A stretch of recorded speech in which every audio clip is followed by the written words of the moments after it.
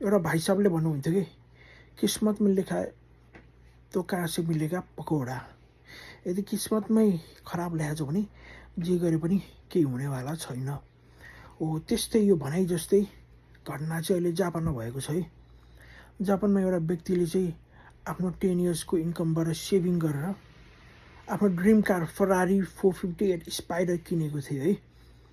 लगभग 3 lakh American dollar पर्ने यो कार उसले किनेको थियो।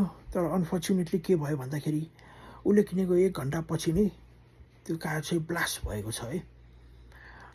त्यो कार किनेको 1 घन्टा पछि अब चलाउँदै गर्दाखेरि चाहिँ भित्रबाट धुवा आएपछि अनि बाहिर निस्केर यसो हेर्दाखेरि चाहिँ त्यो कार चाहिँ ब्लास्ट भएको थियो है। तर भाग्यवश उसलाई केही भएन है। उसलाई त्यस्तो केही दुर्घटना उसलाई केही भएन। तर कार चाहिँ उसले दुःख गरेर 10 वर्षपछि सेभिङ गरेर किनेको कार चाहिँ ब्लास्ट भएको छ है। अनि यसको इन्भेस्टिगेसन भइरहेछ किन यसरी यो कार चाहिँ त्यसै ब्लास्ट भयो भनेर।